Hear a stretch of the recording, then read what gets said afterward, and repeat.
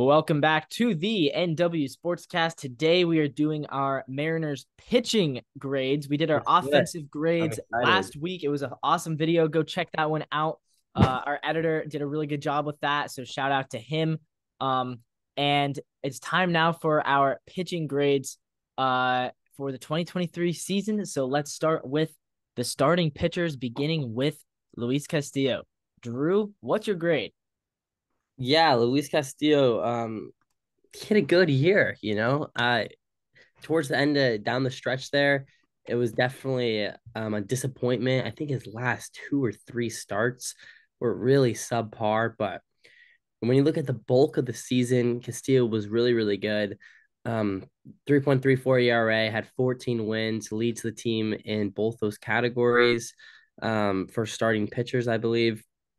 And then when you look at some other stats, you know, he gave up 28 homers, had a 1.1 whip. Opposing hitters only hit 218 against him. He had a really good year. He's gonna probably finish in top 10 for Cy Young voting.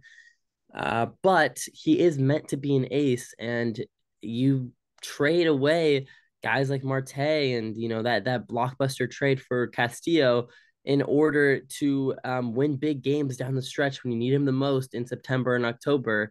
And Castillo did not end up doing that. So, with all that being said, I'm gonna have to give Castillo a B. Drew, I love this grade. I thought you were going to give him an A at first, but you're right. He deserves a B. That's a The good grade. It's the just the bottom line is, yeah, he could have had an A if he literally just all you have to do is do well in the two most important games that you've pitched all season, which is the last two, I and agree. I agree. instead he sold our chances against the Astros, and then he sold our chances again against the Rangers. We missed the playoffs by one game, and your ace pitcher had two chances to get you a win towards the end of the season. Both times he failed. So, in that being said, he did have a good season. He did manage to start all 33 games this year, which is impressive. Yeah. And for the first year of his contract extension, it was solid. So I'd give him a B, maybe B plus. I was Um, thinking about that. I was on the edge actually, I but I think, when you need yeah, to step up and he's your ace, like I yeah, feel like that's really what made the difference for me. yeah. I agree. And again, like that trade, so far so good for us, but we'll see, man. Noelvi Marte played 35 games for the Reds. He had a 0.9 wins above replacement in a full season. That would have been like a 4.5 WAR year, and that would have been more than Castillo would have had. So we'll see how Noelvi Marte develops. This trade could definitely still go down as a loss for the Mariners, but right now the trade is acceptable. He did help us get to the playoffs. He had a good year, and he was healthy the whole year. Yeah, So we got to that's see for the. I mean, we have him for 4 more years. We have to hope he can stay healthy. yeah, I agree. Let's keep this moving here. Yeah. Next up, George Kirby. Drew, what's the grade? George Kirby, really consistent. He played pretty well the whole year. He did have a few blow up starts. I remember one game that he kind of blew up right after he pitched like nine scoreless against Baltimore. We did end up losing that game. I was there. I was ridiculous. And then I think the next game he went, played against the A's and gave up 3 runs or something. It seemed like Kirby always is good in the big moments, and against kind of the mediocre teams on the road with only 15,000 fans watching, he seems to kind of doesn't throw his best balls. But look, George Kirby's super young, and right now he's on the road to being a future ace, and he had a really good year. Look, 1.04 whip, um um yeah, 246 opposing batting average. He gave up only 22 homers. He looked pretty good, Levi. Did he have a better season than Castillo? Arguably not, but I'm gonna give him a better grade because his expectation wasn't as high, and he served pretty much the same value. And down the stretch, he pitched better than Castillo. So with that being said, I'm gonna give him an A minus. Kirby really really solid. for a second year player, I mean, this guy is a future ace, especially if he can get his velo up just a couple miles an hour. That'd be huge for him. He could really turn into a Cy Young candidate type pitcher. But overall, George Kirby, dog, except for that one comment he had saying, I don't know why Scott Service let me in there. That kind of pissed me off and a lot of other Mariner fans off, I'm sure. But he did apologize for that. And other than that, I've seen nothing but love for the game and just performing in big moments for Kirby. Yeah, I think an A minus is perfect. The stat that I look at is he led the MLB in strikeout to walk ratio, He and barely walked anyone. it's not because of the strikeouts. Exactly, he only walked Yeah, Drew. How many people do you think he walked? 20. Like I really don't think 20. 19. He walked Yeah, see, 19. I'm on it. So he also allowed fewer home runs than Castillo. Obviously, he pitched less innings, less strikeouts, quite a few less strikeouts. But Yeah. he's not a strikeout guy, and ultimately his earned run average was only 0.01 lower than Castillo. They were basically the same player, and I think Huh. again that he was younger. I give him an A minus. He has all the potential. I agree. Let's go next up. Logan Gilbert. Oh man. Again, these top three guys all have different pitches. They all pitch differently. They have, different strategies when they're on the mound. But at the end of the day, when you look at all of these three guys' stats, they are almost identical. I mean, Castillo, Gilbert, and Kirby all have 190 to 197 innings pitched. They all gave up between 160 and 180 hits. They all have a whip between 1.04 and 1.1. I mean, these three guys are all super, super solid. And Logan Gilbert, for much of the season, was our best pitcher. I mean, he's super good. He's one of the most valuable players in baseball right now. You still have him for 2 or 3 years at a really, really, a small contract compared to what he's for sure worth. Um, Super solid by Gilbert. Again, sometimes when you need him to come up big, he did give up 2 or 3 runs in a few innings, which is kind of whatever, but Gilbert was not meant to be this good, and he's proving why he is for sure a definite two and a possible one in a starting rotation. I'm gonna give him an A minus. And Logan Gilbert could be the type of player where you could package him for whoever you wanted. Like legitimately, he's one of the most valuable players on the trade market right now. If you trade Logan Gilbert for Juan Soto straight up, that's that's not a bad trade for either side. I mean, that's how good Logan Gilbert is. That's true. I mean, I wouldn't trade him, but we might, and I'd be really sad if we did. I would give I'd give Logan Gilbert again. This is a B plus. I think same grade as Castillo here. I know Castillo's numbers are better, but Castillo also has higher expectations. So yeah, I'd give Logan. I mean, he is probably the best three. I don't. I haven't obviously looked at this, but just off the top of Baseball, my head, he's probably the best three in baseball. I Um, don't. Yeah, right? I mean, when your number three I pitcher mean, is giving you 32 starts, it a is 3.7 ERA, like that's really good. it is such a shame that the Mariners did not make the playoffs because Yeah. This in a we could five have in a 5 game series and you oh throw my out gosh. Castillo, Gilbert, Kirby, good luck. I mean, like Well, I mean, as we've seen though, Castillo pitches terribly against actual lineups. So okay. I mean, regardless, whenever he goes up against a real team, he threw 197 innings and he had a 1.1 whip. So I'm pretty yeah. sure that's not the case, but Well, he had great stats against the A's and the Angels. That's all I'm gonna say.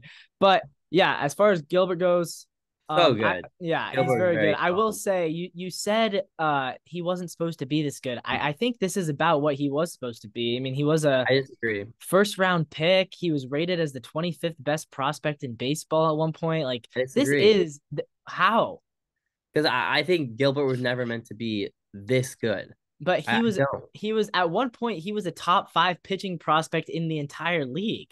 So he This was good, meant to be this this good. good at this young. What and And Kirby when, was? I but mean, I mean more as when he entered the Mariners from AAA, what he was barely top 100. I mean, he was not 25 then when him and Kelnick got called up in that year. Yeah, no, he was. He was 25 then. Yeah. Yeah, I mean, you could argue that. I still think Gilbert, he came up and he's dominating really, really early on in his career. I think he's overperforming expectations for year three. I do. I think last year he overperformed. I think this year this is about what you expect. And obviously his rookie season he struggled, but that's what you expect from him. Let's see who's next. Do you want to Right. do Bryce Miller? Yeah, let's do it. Bryce Miller, Yeah, interesting player. very interesting. I'm gonna go through, you know, not much to really say about Bryce for me. He wasn't meant to play this year, and he came up and he did a good job. When you really look at it as a four, he did good. He did solid 1.14 whip. Hitters only hit 248 against him.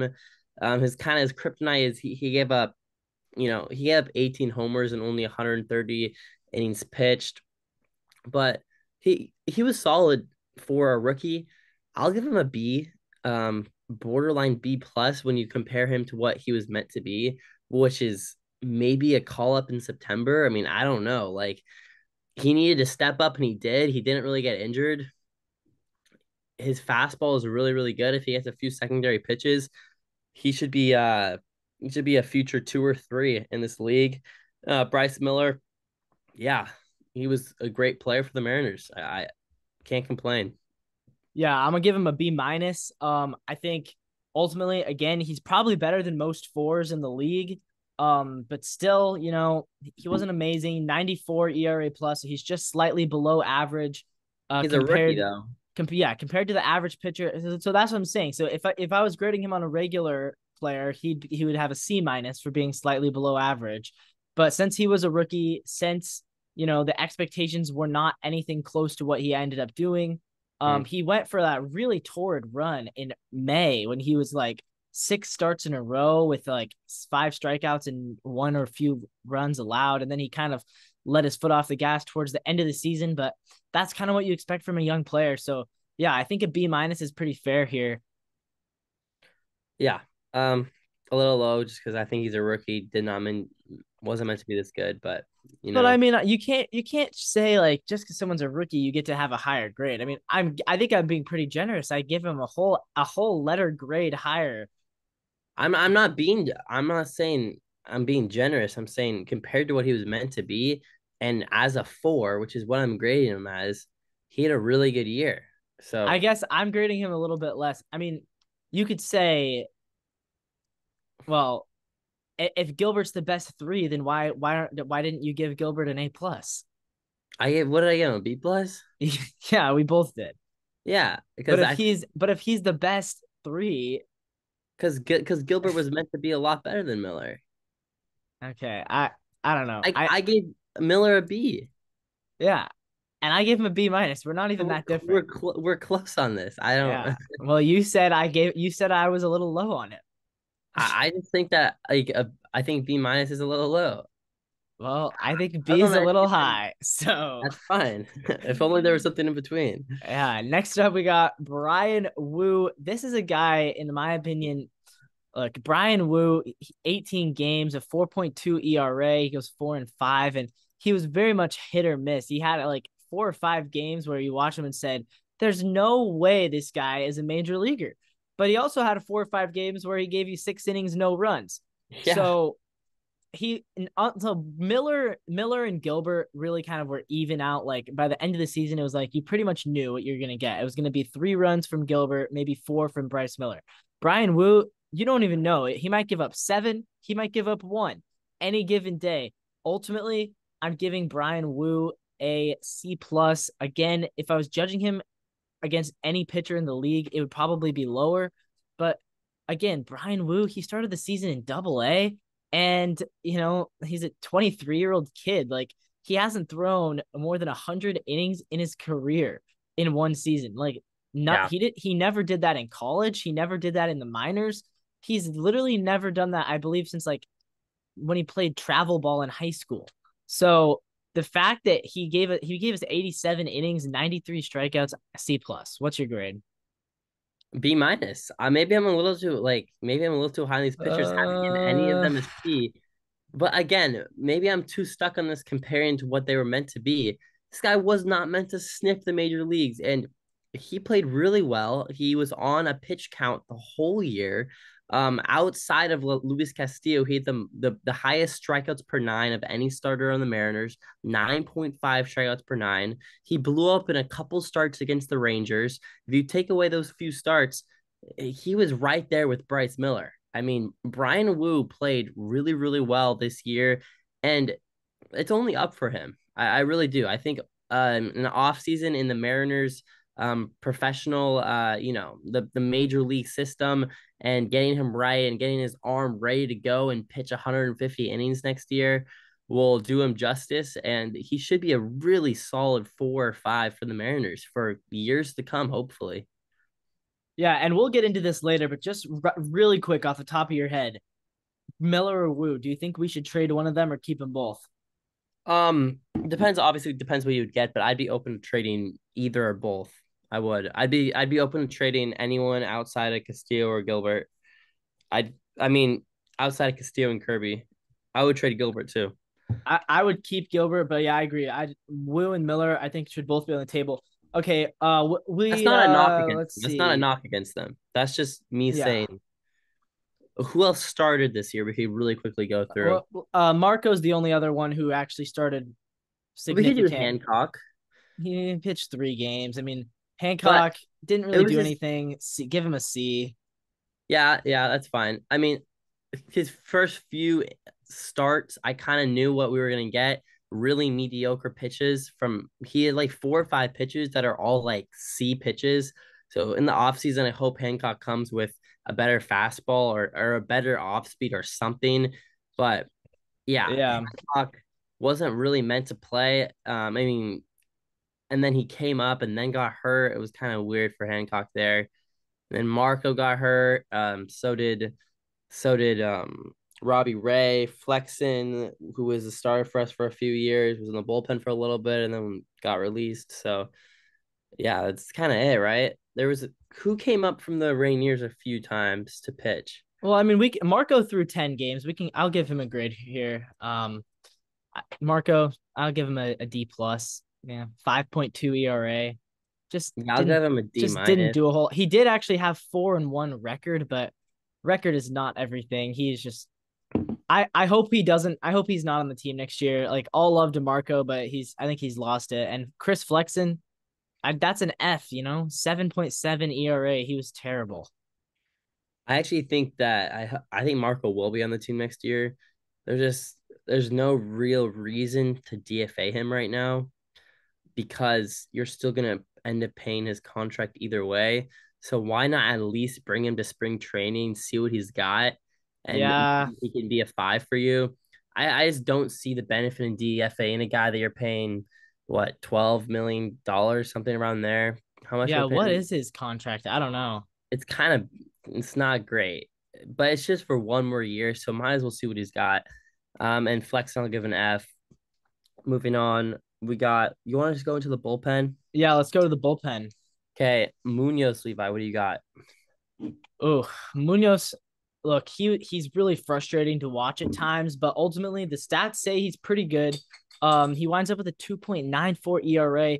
The one thing though Solid. that I'm a little bit, I get frustrated with him because I feel like in the clutch moments he sometimes fails to get the job done. He had 13 saves this year. I'm trying to find how many saves he blew.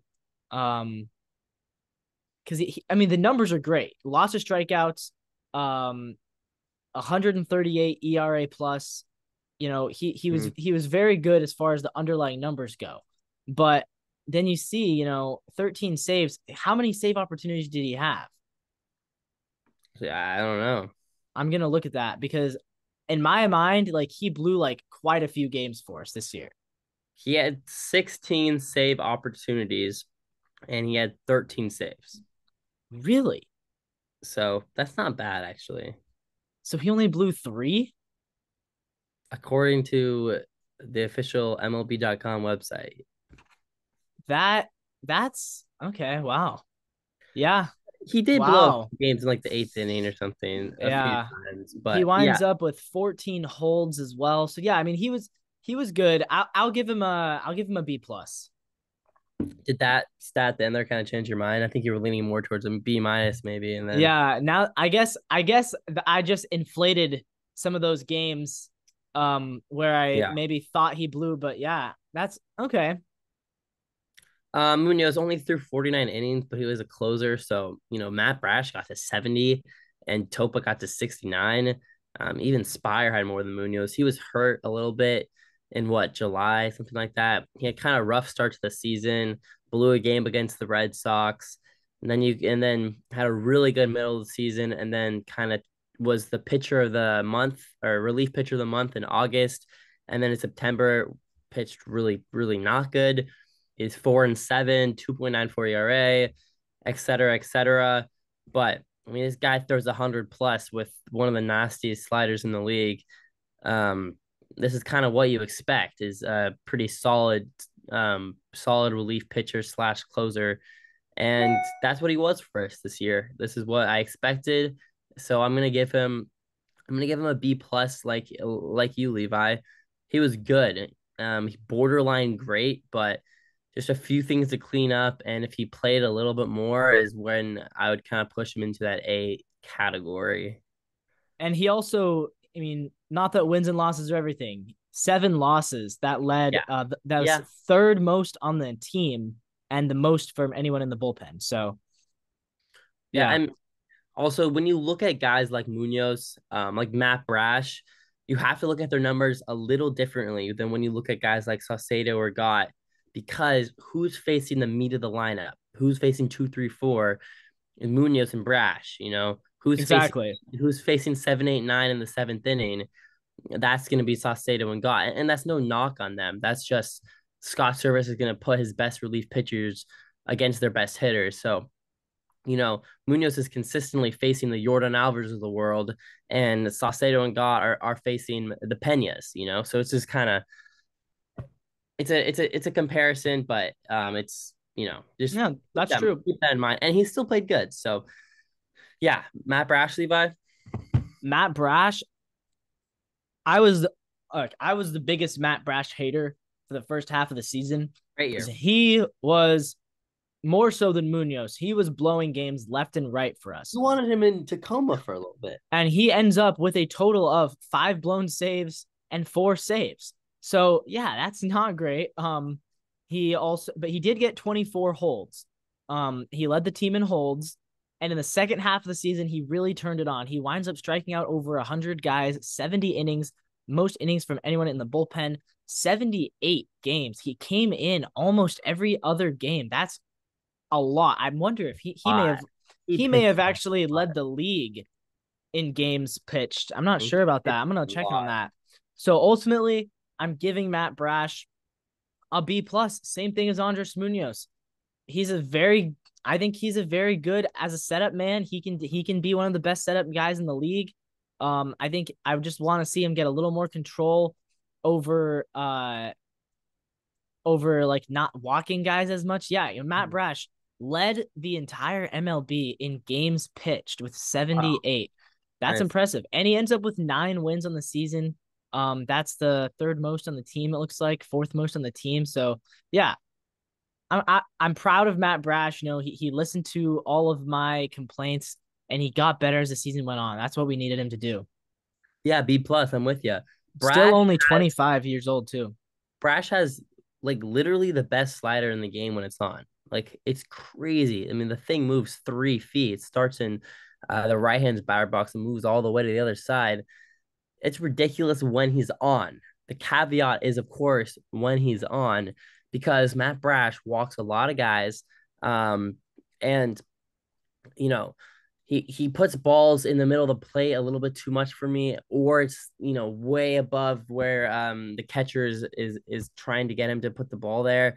But when he's on, he's the best pitcher in the Mariners organization. I mean, I don't even know if that's crazy to say. Matt Brash is so nasty. He was left to clean up a lot of messes by the starters this year. Guys on second and third, 1 out. Who you're gonna throw out there? oh, let's throw Matt Brash. I felt bad for the guy after a while. There's constantly having to clean up, messes with bases loaded, guy on second. It's just ridiculous. But Matt Brash played really, really well. Again, 9-4, 3.06 ERA, solid, solid. Levi already said everything else. Most games played as a pitcher in the MLB. Super solid, B plus. To get to that A tier, I need you to just be a little bit more consistent, not walk as many guys, and start the season out a little stronger. Yeah. All right. Let's move on. We got Paul Sewald coming in. Obviously, he was traded at the deadline, so he didn't play the whole season.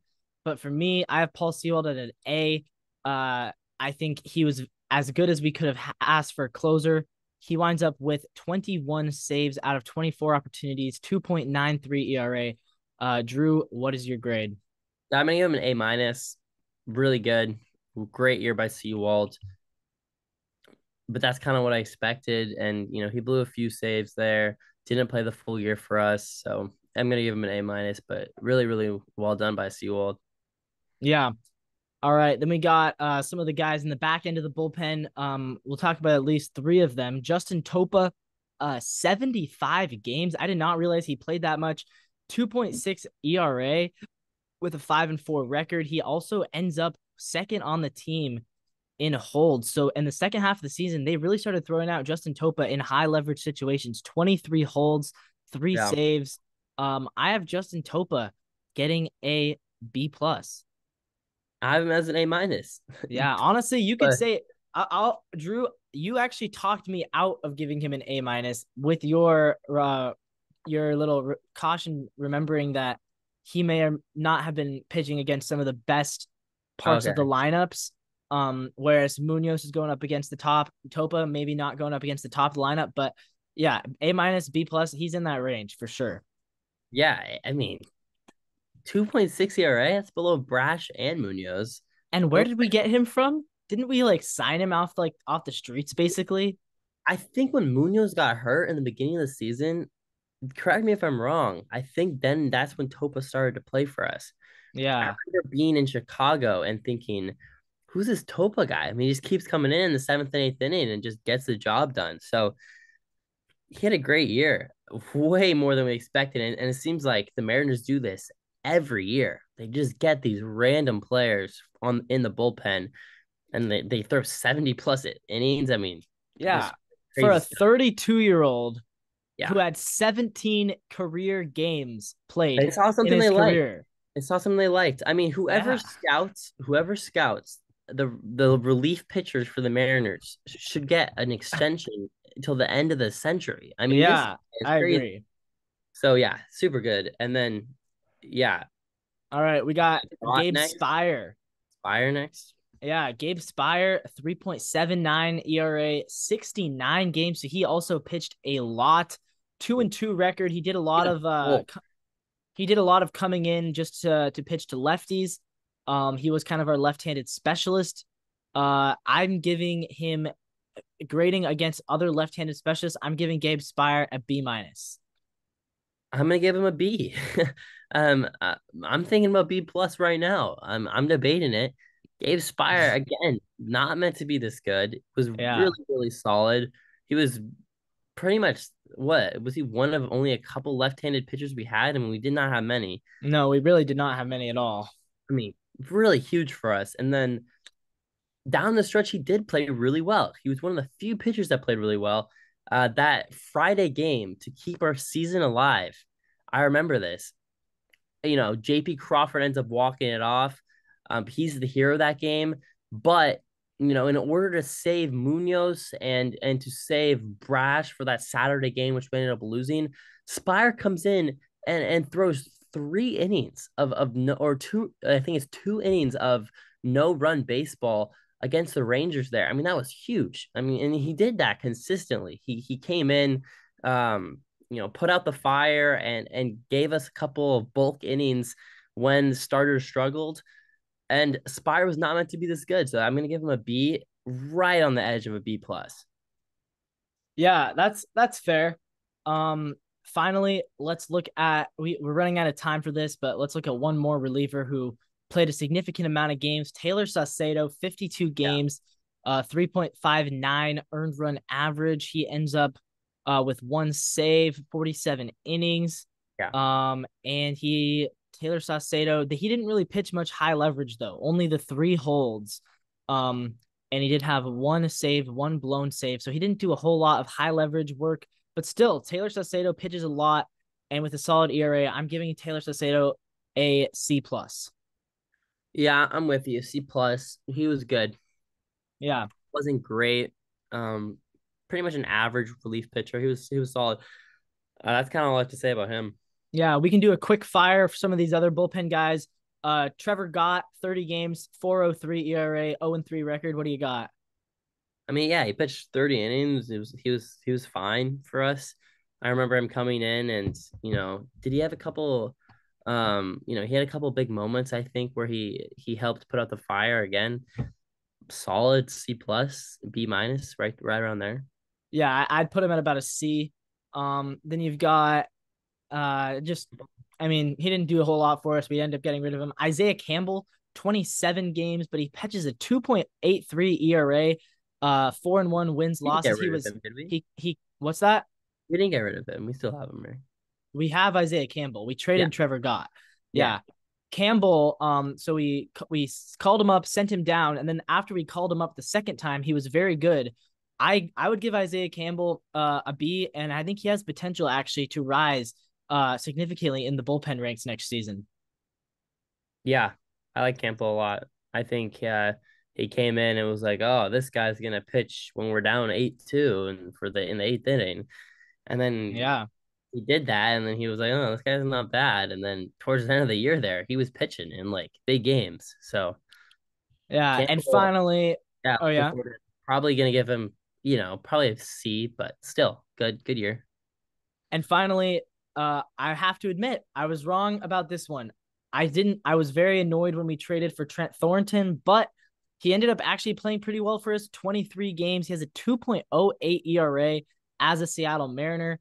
Um, and he does end up with one game started as well. He actually started a game.